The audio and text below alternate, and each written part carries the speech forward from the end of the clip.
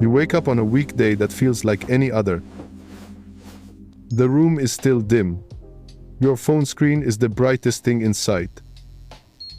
Without really thinking about it, you swipe it open, tap your banking app, and watch the numbers load. Your balance is there. Your cards are active. No scary notifications. No breaking news banner saying markets have crashed or banks have failed. So you do what everyone does. You assume that if something truly big were going wrong with the system that holds your money, someone would tell you. You'd get an email, a push notification, a headline. You wouldn't be the last to know and the first to suffer, right? But what if the next shock to the financial system doesn't look like a crash on a chart at all? What if it starts as a quiet change in the kind of math our computers can do long before anything looks broken on your screen? And this is where most people get it wrong. They think math is abstract, harmless, and far away from their day-to-day money. Welcome to the Hidden Why, where your curiosity finds its answers.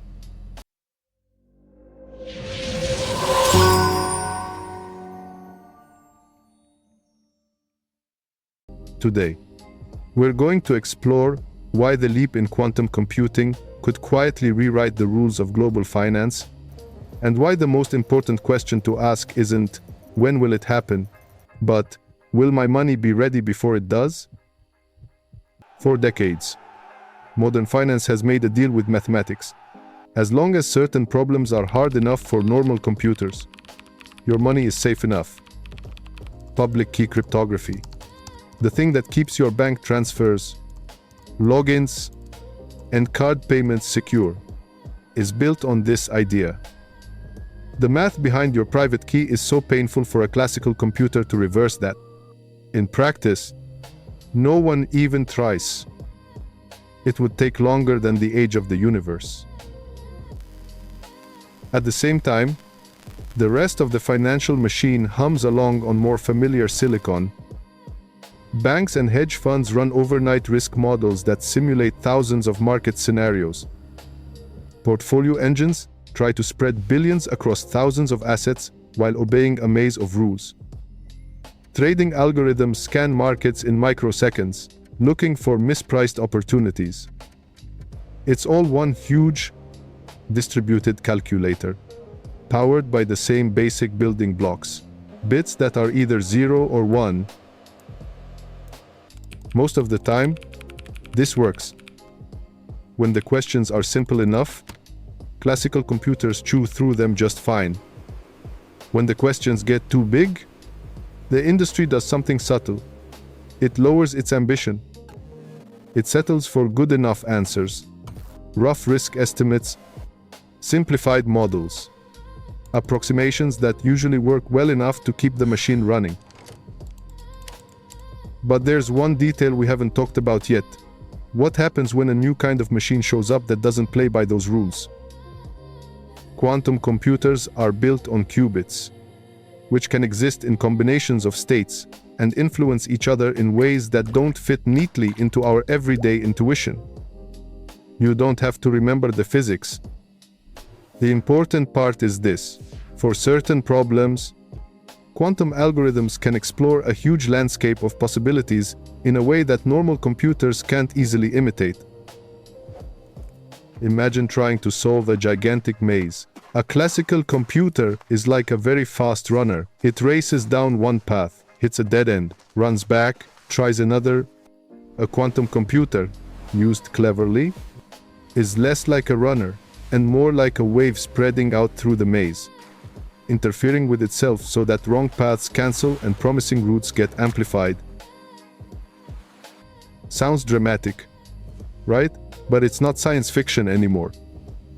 Early quantum devices are already good enough to run small-scale experiments on exactly the kinds of problems finance cares about: pricing complex derivatives, running Monte Carlo simulations for risk, and optimizing portfolios with huge numbers of constraints. They're not better at everything, but in the narrow places where they are better, the edge is real. And here's the uncomfortable twist. That same edge that helps you model risk can also help someone break the locks that keep your money safe. Now, that's the exciting side. There's a darker side too, and it hits right at the locks that protect the financial system. Almost every digital financial transaction you make, transfers, credit card payments, even cryptocurrency relies on public key encryption schemes like RSA or elliptic curve cryptography. These are built on math problems that are brutally hard for classical machines to solve in reverse. That hardness is what stands between your money and a stranger on the other side of the world guessing your keys. Quantum algorithms threaten to take away that hardness. A large, stable quantum computer could, in theory, crack many of today's commonly used public key systems in a time frame that actually matters. That hypothetical moment has earned a nickname: the day when a lot of the cryptography we rely on simply stops being trustworthy. You might be thinking, okay, but we don't have those giant quantum computers yet. So why worry now? Wait, don't jump to conclusions just yet. Because attackers don't need that future machine to start the attack. They can listen to encrypted traffic today, record it, and store it. Financial messages, transaction logs, long-term contracts, anything that passes over the network. They don't have to read it now. They just have to keep it safe until the hardware catches up. It's called a harvest now, decrypt later strategy. Imagine someone copying every diary entry you've ever written in a private language, fully expecting that one day they'll have the dictionary. When that day comes, years of supposedly secret information could become legible almost overnight. Here's the part almost nobody talks about. By the time we realize that all data is readable, it's too late to make it private again. Behind the scenes, regulators and central banks have started saying the quiet part out loud.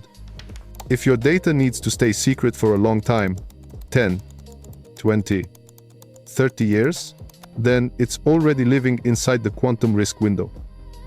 That includes a lot of financial data. The good news is that we're not standing still. Cryptographers have been racing to build and test new post-quantum algorithms encryption schemes designed to stay secure even in a world full of quantum machines. In the last couple of years, standards bodies have begun to finalize the first wave of quantum-safe algorithms with technical names and acronyms. They're meant to replace the old locks before the new bolt cutters arrive. But here's where things quietly get messy. Encryption isn't just a setting you flip once in a server room. It's woven into everything. It's in the chips, inside ATMs and payment terminals. It's in the little cards you tap on the subway. It's buried deep in the systems that connect trading desks to exchanges and banks to each other. Some institutions aren't even sure exactly where all their cryptography lives, let alone how to swap it out cleanly. Think of it like discovering that the bolts in the foundations of every bridge in your country need to be replaced. Not the railings. The bolts in the concrete. You can't simply close all the bridges at once. You have to replace them while traffic is still moving, one carefully planned step at a time. That's where things quietly go wrong. The institutions that map their systems, plan their migrations, and start early will quietly end up safer. The ones that assume they can deal with it later may discover that later arrives faster than anyone expected. And yet, it would be a mistake to see quantum computing only as a threat. For finance, it's also a tool that could unlock new capabilities if used carefully. Picture a large asset manager trying to allocate money across thousands of stocks, bonds, and derivatives. They have to respect risk limits, regulatory rules, client preferences, and real-world constraints like liquidity and trading costs. On a whiteboard, this looks like a beautiful optimization problem. In real life, it's a snarled jungle of variables. Classical computers do their best. They use clever shortcuts and heuristics to find good enough portfolios. But there's always a trade-off between how detailed your model is and how long it takes to compute. Here's where quantum quietly changes the game. Quantum optimization algorithms promise to explore that jungle differently. They don't magically guarantee the perfect answer, but they might make it possible to consider far more combinations and constraints in the same amount of time or less.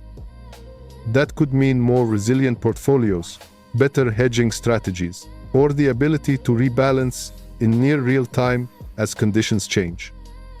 In risk management, quantum-accelerated Monte Carlo methods could simulate extreme scenarios faster, helping banks understand tail risks, the rare but devastating events that can sink an institution. In fraud detection, quantum-inspired models may eventually sift through enormous transaction streams to spot subtle patterns that today's tools overlook. Most people will never see those experiments happening. They'll just see slightly more stable funds, slightly better pricing, or slightly fewer weird transaction flags. But in a world where tiny edges compound into billions of dollars, those slightlies matter. And there's another layer to this story. It's not just bank versus bank. It's country versus country. Governments around the world have poured serious money into quantum research hardware, software, and secure communication. Some see it as the next space race. Whoever leads in quantum doesn't just get bragging rights. They get a say in the standards everyone else will eventually follow. That includes standards for encryption, secure networks, and, indirectly, the trustworthiness of financial centers. Imagine two future financial hubs. In the first, regulators, banks, and tech companies started early. They mapped where their systems were vulnerable. They migrated their critical infrastructure to quantum-safe cryptography step by step. Universities and training programs produced graduates who speak fluently about both derivatives and qubits. For international investors, this place feels like a fortress with modern locks. In the second hub, leaders shrugged off quantum as too far away or just hype. Systems stayed tangled with legacy crypto. Talent drifted elsewhere. When global standards tightened and old algorithms were no longer acceptable, they found themselves scrambling, replacing core systems under pressure while trying to keep markets running. Where would you rather park your retirement fund? Which currency would feel safer when the world is suddenly very aware that not all digital defenses are equal? And here's the really tricky part. That decision might be made for you long before anyone explains it clearly. The strange part is, most everyday people will never hear that choice framed so plainly. They'll just feel the consequences indirectly through which markets stay stable during turbulence, which banks feel trustworthy, and which apps they instinctively avoid. So what does all of this mean for you? The person who just wants to know whether your money is okay? First, it means that feeling in the back of your mind, if something big breaks, I'll be the last to know isn't completely irrational. The systems that hold your savings really are going through a once-in-a-generation shift. But it also means you're not powerless.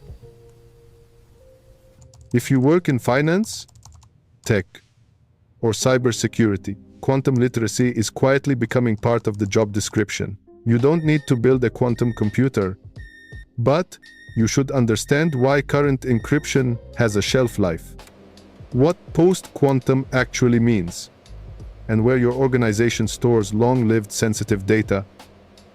The people who can translate between physics, code, and business risk will be the ones everyone else turns to when the pressure rises. If you run a business that handles sensitive or long-term information contracts, health data, intellectual property, ask one simple question. What am I encrypting today that still needs to be secret 10 or 20 years from now? Once you know that, you can start asking vendors, cloud providers, and banks how they plan to keep that data safe in a quantum future. You're not being paranoid. You're just aligning your timelines with reality. And even if you're just a consumer, you still have a quiet kind of leverage. Pay attention to which financial services talk clearly about long-term security and cryptography, and which ones never mention it. When you can, choose the ones that feel like they're planning for the next decade, not just the next quarterly report. Ask your bank, even once, whether they have a roadmap for quantum-safe security. You'd be surprised how much it matters when enough people start asking the same uncomfortable question. Here's the bottom line most people miss. Quantum computing doesn't automatically fix what's broken in finance, and it doesn't automatically break what works. It hands us a sharper tool, a tool that can cut through complexity or cut into the foundations, depending on how we use it.